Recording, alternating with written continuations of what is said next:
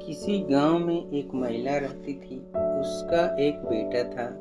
बेटे के अलावा उसका और कोई नहीं था। जिस समय की यह कहानी है, उस समय पशु पक्षियों का मांस खाकर लोग जो जीवन यापन करते थे। इसी कारण माता पिता बचपन से ही अपने बच्चे को धनुष तीर से शिकार करना सिखाया करते थे। बच्चे भी धनुष तीर से जंगलों में शिकार करना सीखते थे। बड़े होकर वे कुशल शिकारी बन जाते थे। उस महिला का बेटा भी बड़ा हो रहा था। उसकी माँ भी उसे भाला, दाव और धनुष तीर चलाना सिखाती थी। बेटा भी जोश और लगन के साथ सीखता था। थोड़े ही दिनों में उसने निशाना लगाना सीख लिया। उसने दाव से पेड़ पौधे काटना भी सीख लिया था। नीचे खड़े खड़े पेड़ पर बैठे हुए पक्षी पर निशाना साधना भी उसने सीख लिया था। धीरे धीरे शिकारी के सारे गुण उसमें प्रकट होने लगे। वह जंगलों में घूम फिर कर शिकार करता। पेड़ों की कोटरों से चिड़ियों के बच्चों और अंडों को निकालकर अपने झोले में डालते हुए उसे बहुत खुशी मिलती थी। इसके लिए सुबह से शाम तक वह जंगल की खाक छानता फिरता। एक दिन घूमते फिरते उसने एक पेड़ पर घोंसला देखा। यह घोंसला बाज का था। घोंसले में बाज माता पिता के साथ छोटे छोटे बच्चे भी थे। वह उन बच्चों को पाने के लिए उतावला हो उठा। कोमल मांस खाने के लिए उसकी जीभ से लार टपकने लगी। वह वापस घर चला गया। उसे जैसे तैसे घोंसले को तोड़ना ही था। वह जानता था कि आज माता पिता उस पर हमला करेंगे। अतः अपने बचाव के लिए उसने पूरी तैयारी की। उसने अपनी टोपी में शाही के पौने कांटे चिपकाए। इस काम में उसने पेड़ों की गोंद की मदद ली।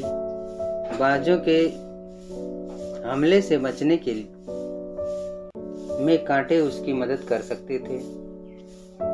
उसने अपने शरीर को मोटी सूती चादर से लपेट लिया।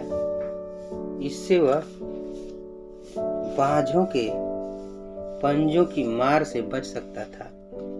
अपनी कमर में उसने दाव भी खोस लिया।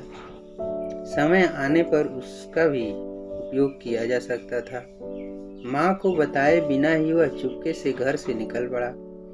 उत्साह से दौड़ता हुआ वह उसी जंगल के पेड़ के पास पहुंचा।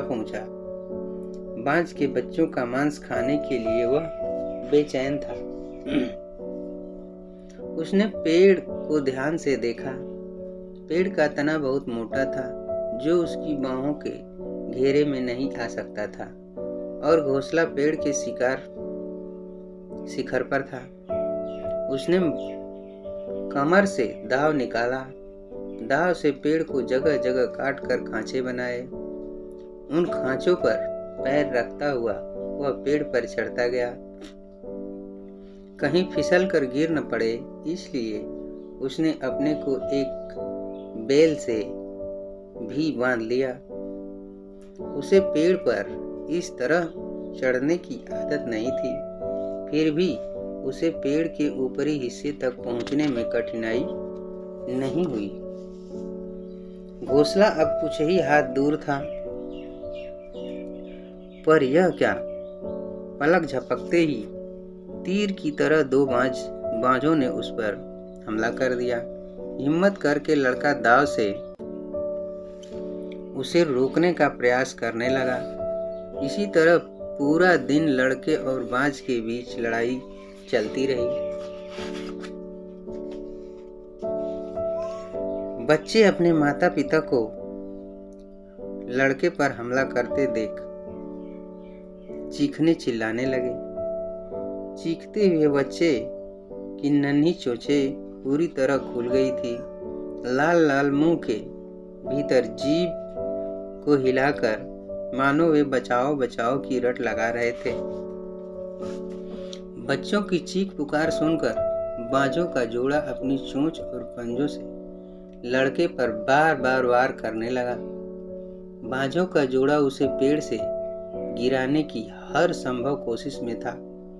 दिन ढलने लगा, लेकिन लड़ाई अभी जारी थी। लड़का अब तक थक चुका था। बाजों का जोड़ा दोनों ओर से हमला कर रहा था, लेकिन वह एक समय में एक ही पक्षी से लड़ सकता था, क्योंकि दूसरे हाथ से वह पेड़ की डाली को पकड़े हुए था। वह वार नहीं बचा पाने के कारण असहाय सा हो गया। उसे लड़ने की शक्ति भी खत्म होती जा रही थी। एक छोटा सा लड़का भला कितनी देर तक लड़ सकता था। पंजों और चोंचों की मार से उसका चेहरा, हाथ और पीठ लहूलुहान हो गए थे। अंत में वह लड़ने की शक्ति खो बैठा। उसी समय एक बाज ने लड़के की आंख पर नुकीले नाखून वाला पंजा मारा। लड़के की आंख से खून बहने लगा। हर तरफ जैसे अंधेरा सा छा गया। मौका देख बाज ने अपने पंजे उसके हाथ में गड़ा दिए। तभी वह पत्तों और डालियों में उलझता हुआ नीचे गिर पड़ा। दर्द से कराहते हुए लड़के ने माँ को पुकारा, माँ माँ, मुझे बचाओ। किंतु खून से लथपथ लड़के की करुण पुकार सुनने वाला वहां कोई नहीं था। धीरे धीरे वह बेहोश हो गया। वह चारों ओर सन्नाटा छाने लगा। बाज भी थक कर चूर हो गए थे। उनके कई पंख टूट गए थे। उनके डैने लटक रहे थे। उनकी छाती पर भी चोटें आई थी। पूरा दिन उन्हें भी कुछ खाने को नहीं मिला था। बच्चे भी भूख से अधमरे हो रहे थे। हालांकि बाज थके हारे थे, फिर भी लड़ाई जीतने और अपने बच्चों को बचाने की उन्हें खुशी थी।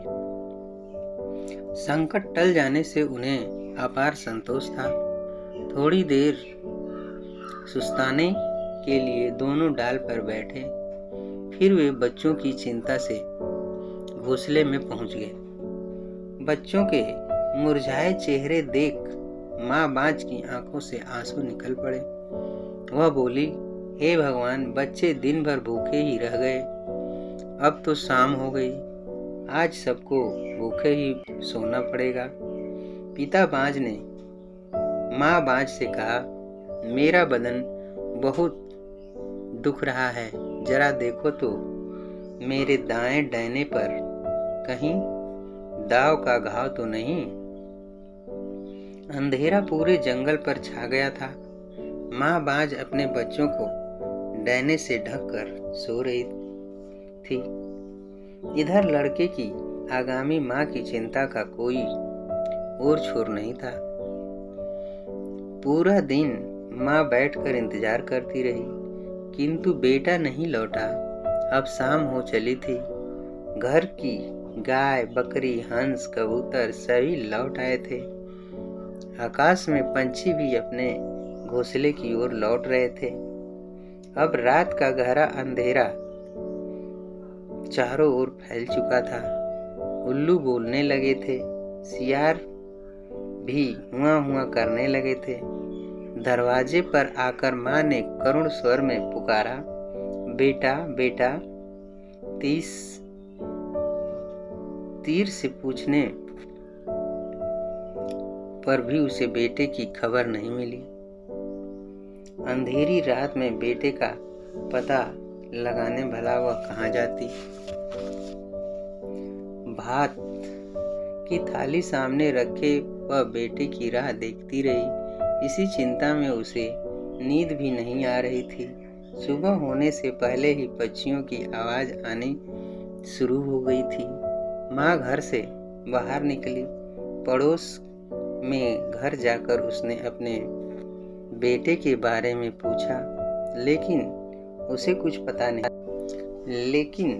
कुछ पता नहीं चला। पूछताछ करने पर एक आदमी ने कहा, कल तुम्हारे बेटों को मैंने जंगल की तरफ जाते हुए देखा था। सिसकती हुई माँ ने जंगल की राह पकड़ी।